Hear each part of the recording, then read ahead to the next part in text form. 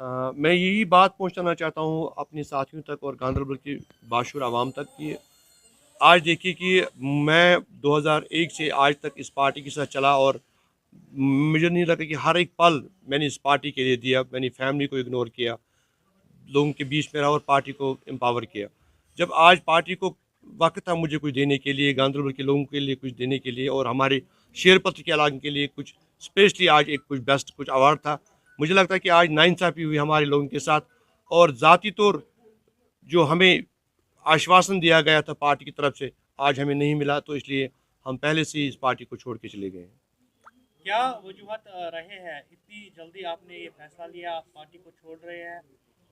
इसमें है कि अगर आपको लगता है कि आपकी हुकूक के ऊपर डाका डाला जा रहा है, तो फिर मुझे लगता है इंसानियत में वो सबसे बड़ी चीज़ है जो कभी इंसान बोल नहीं सकता है। तो मैंने सोचा कि नहीं, इससे अच्छा है कि मैं अब लोगों के बीच में जाऊंगा और लोग ही फैसला करेंगे कि हम आगे इलेक्शन में हिस्सा लेंगे नहीं लेंगे। तो मुझे लगता है कि हमारे लिए मैं जो हमारे शेरपत्र के लोग हैं, हमारे अब्दुल खालिक साहब यहाँ पे हमारे साहब का ब्लॉक प्रेसिडेंट हमारे डिस्ट्रिक्ट बॉडी के मेंबर रहे हैं, हमारे सरपंच साहब अशरफ साहब, एजाज साहब है, फिरदौस साहब है, बहुत सारे हल्के प्रेसिडेंट हमारे यहाँ हैं।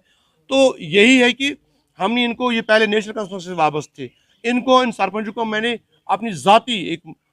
मिशन के तहत पार्टी के साथ जोड़ दिया था। तो ये है कि अगर इनको भी लगा कि शायद हमारे साथ नाइंसाफ़ी हुई है, तो जो यहाँ गांधरबल में अगर नईम अख्तर जैसा इंसान पार्टी का फैसला करेगा कौन सही है कौन खराब है, मुझे लगता है कि गांधरबल के पॉलिटिशियन के लिए 1000 बार सोचना पड़ेगा जो पीडीपी के साथ शामिल है, तो हमें क्या करना चाहिए। बिलाल साहब, अगर हम बात करेंगे कि जब आप जैसे दिग्गज लीडर आज इतने सालों के बाद मुस्तफ़ी हो रहे हैं, तो जो नए नए वर्कर्स बाकी पार्टियों के साथ या पीडीपी के साथ जुड़ रहे हैं, उनका हाल वहाँ पे क्या होगा? मैं वही कह रहा हूँ कि अगर आज मेरे पापा की डेथ 2008 में हुई और मैं अकेला घर में था कमाने वाला, और मैंने अपनी फैमिली को, मैं आपको रियलिटी बोलता हूँ कि मैं कभी मेरे बच्चों को फ़ीस देना था और मैंने उनको डिले किया फ़ीस देने में, 3 महीने के बाद मैंने कभी दे दिया।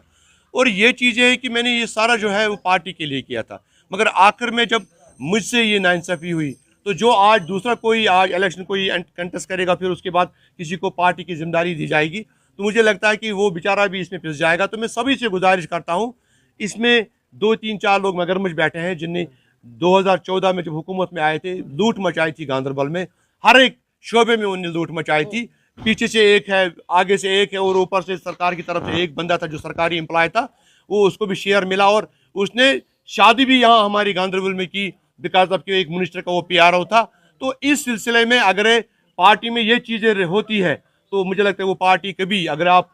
एक इंसान को हर्ट कर रहे हो जिसके हुकूक अब छीने जाते हो, तो मुझे लगता है कि पार्टी कभी आगे नहीं जाएगी। बिलाल साहब, आपने बताया नईम अख्तर वो सिलेक्टेड कैंडिडेट हैं, आपने बताया कि आप फिर क्यों पार्लियामेंट इलेक्शन में पीडीपी के आगे आगे कैंपेनिंग कर रहे थे, फिर आपने उसी टाइम पीडीपी से रिजाइन क्यों नहीं दिया और अपने किसी इंडिपेंडेंट कैंडिडेट को उठाया या खुद ही पार्लियामेंट इलेक्शन में आपने हिस्सा लिया? यही है कि अगर आप पार्लियामेंट का हमारा जो यहाँ पे कंपेनियन देखेंगे गांधरबल में, हमने पार्टी को बोला था नईम साहब को यहाँ पे आगे मत रखना क्योंकि लोग इसे नाराज़ है। आपको पता है जो आरटी टीचरों का मसला हुआ था 2016 में, तो उसने कहा था, उसने ललकारा था हमारी गैरत को, जो हमारे जवान जिनको माँ बापों ने अपनी ज़मीन बेच के, अपना पेड़ बेच के, गाय का दूध बेच के पढ़ाया और फिर उनको टीचर बनाया, तो फिर कहा कि इनकी दोबारा से अब एग्ज़ाम होनी चाहिए कि काबिल नहीं है। उस इंसान को हमने बोला था कि ये यहाँ गांधरबल में अब नहीं आएगा, तो उसको लास्ट टाइम पे जब वही साहब का यहाँ पे कंपेनिंग हो रहा था,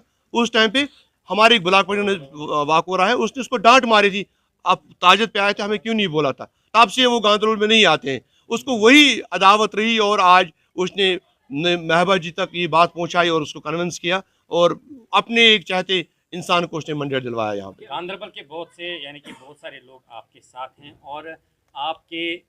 जितने भी वर्कर्स हैं, खुद के वर्कर्स, हम नहीं करेंगे पीडीपी के, क्योंकि आप इसके बगैर भी डीडीसी वाइस चेयर पर्सन हैं। तो आगे जाकर क्योंकि जो इलेक्शन का मसला है, इलेक्शन इस वक्त दबदबे पे हैं और कुछ दिन ही हैं इलेक्शन को, क्या उम्मीद रखेंगे आपके जो वर्कर्स हैं, आपके जो दोस्त हैं, आपके जो वो लोग हैं जिन्होंने आपके ज़रिए से पीडीपी को इतना मजबूत किया, क्या आगे जाकर कोई पार्टी ज्वाइन करने वाले हैं या ऐसे ही आज़ाद मैं वही कह रहा हूँ कि जो मेरे साथी हैं मैं उनसे बात करूँ क्योंकि कल शाम को ही मसला पेश आया, तो इसके बाद यहाँ अभी हम कुछ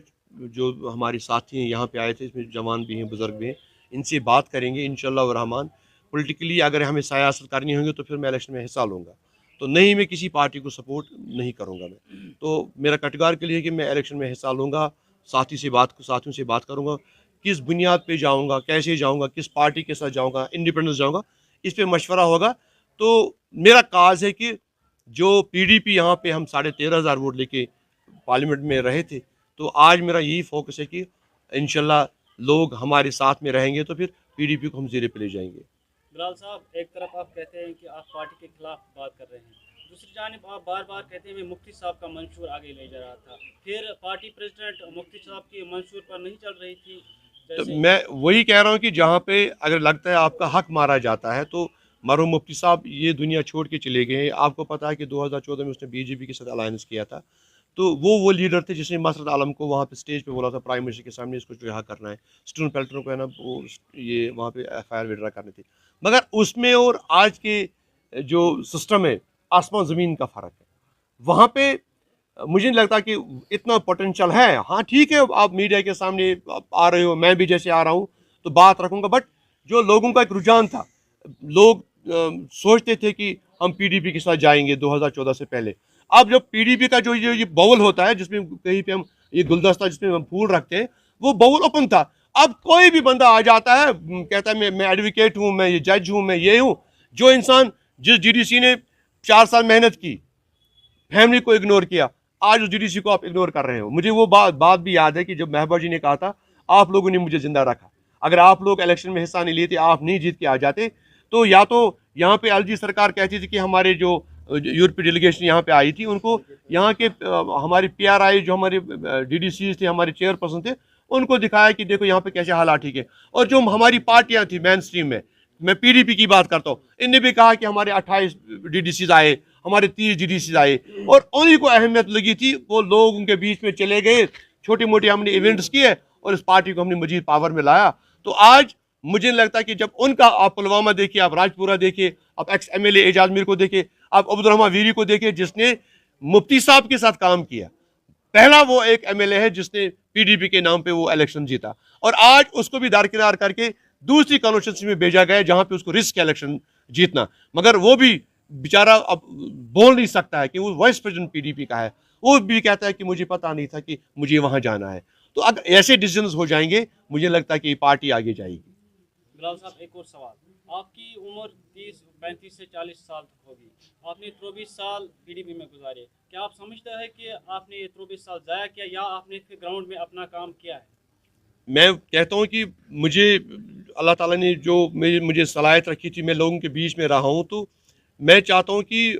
अब इस इलेक्शन में अगर हिस्सा लूँगा तो आपको खुद पता चल जाएगा जब रिजल्ट सामने आ जाएगा। मुझे लगता है एक तरफ से PDP का वोटर होगा, एक तरफ से जो PDP के साथ जुड़ा हुआ था, मेरे साथ जुड़ा है, तो हम दिखाएंगे पार्टी से।